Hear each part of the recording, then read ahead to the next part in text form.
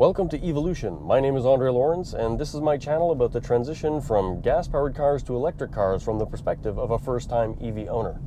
If you're new to the channel, you'll find out all sorts of interesting things, specifically right now about the 2019 Kia Niro EV, because that's the main car that I drive.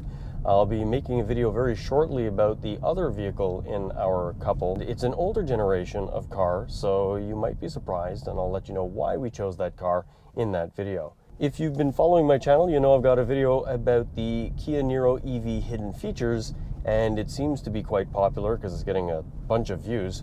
And I posted a follow-up video to that, the forgotten features of the Kia Niro EV, and that one's getting less views for some reason. I'll put a link to the hidden features part 1 on the top right, or right, I can never figure it out when I'm on the camera. Anyways, in the top corner you'll have a link to the hidden features video, and at the end of that I think there's a link straight to the forgotten features if I've done my job correctly. So what's this video about? It's actually hidden features part 2. There are 3 things that I found about this car that are also not very evident when you get the car and even if you get trained on it. So to find out what those features are, stick around, I'll let you know in 10 seconds.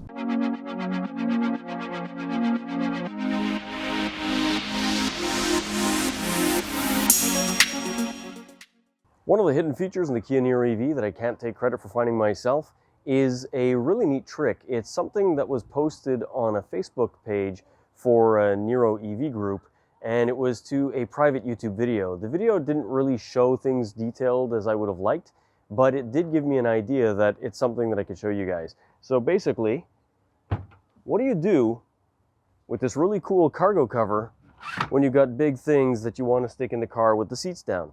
You need a place to hide it. Well, fortunately, Kia thought of this. Get rid of the cargo net,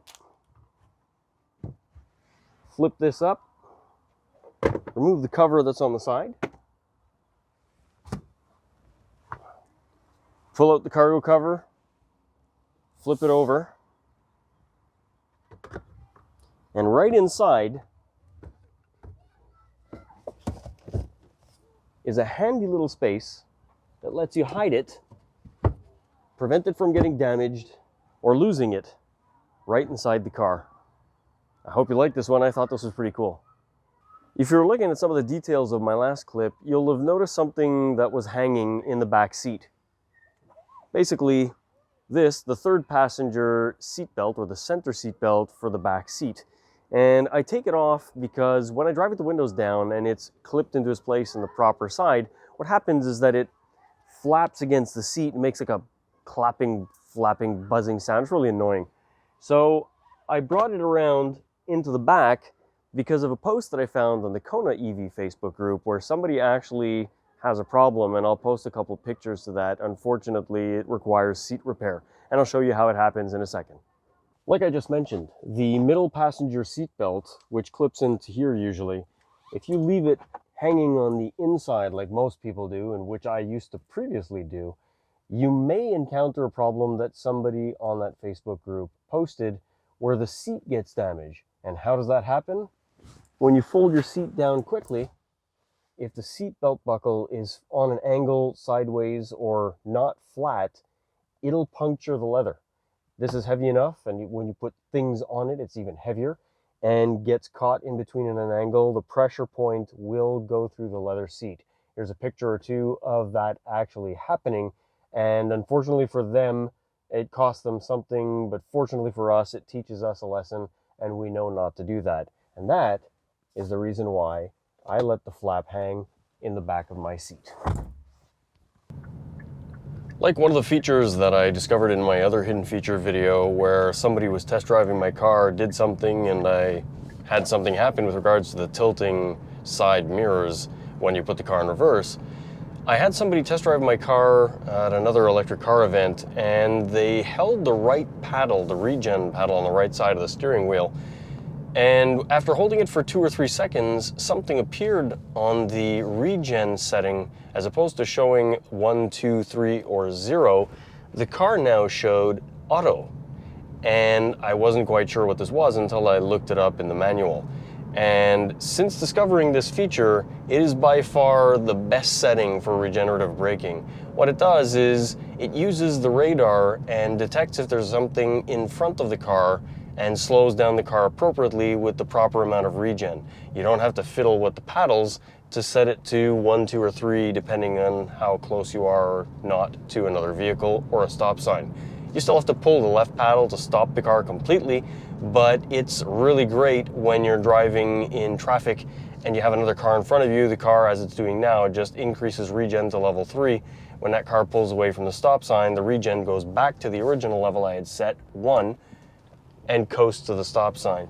You can set the regen level to 0, and the auto regen will still work, going to level 1, 2, or 3 as appropriate, depending on the distance you have with the car in front of you.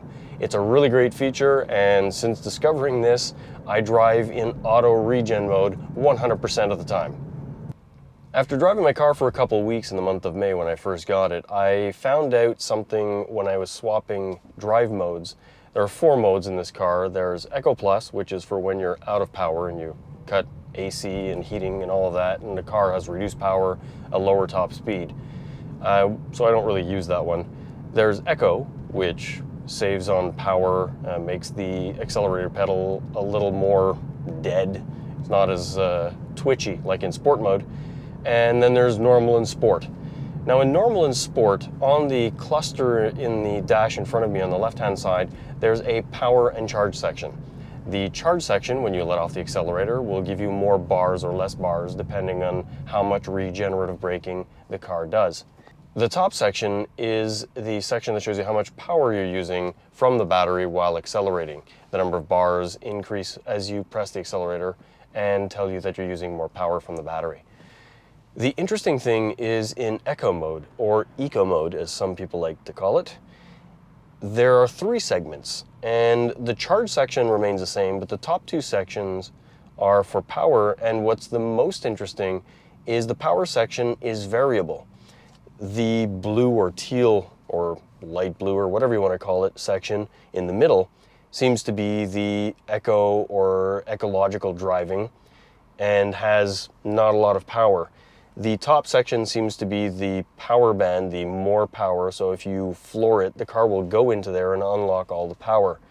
I'm not quite sure how this works, not 100%, but the variable portion is if you drive more aggressively, the white section at the top will become larger and become more available in terms of power. But if you drive more ecologically, the center section becomes larger and the accelerator is a little more squishy, not as twitchy, not as power friendly, let's just say, as it is in Normal and Sport mode. So it keeps you driving more ecologically. So if you know more about this than I do, I would love to hear about it in the comments section. If you could put that down there, I'll mention it in my next video. Seeing as this is the hidden features of the 2019 Kia Niro EV Part 2, I only thought it fitting that this video would end in the same way Part 1 ended, me sitting in the back of my car in a really uncomfortable fashion. The biggest difference is that I now have a second camera, hello, that lets you see just how bad it is, and give me another angle to show you this t-shirt. If you know what this t-shirt's about, forgetting that it says Dungeons and Dragons, where is this picture from, then let me know in the comment section below. My next video is going to be about the best car mats that I've ever owned, bar none. And I've had a lot of cars over the last 30 plus years with a lot of different car mats, and my last 2 vehicles, or my wife's vehicle and my vehicle, had WeatherTechs, and these other mats beat the pants off of WeatherTech in every possible way. So if you don't want to miss that video, be sure to be subscribed to my channel and click that notification bell to be advised when it comes out. I promise I will be trying to get videos out on a more regular basis.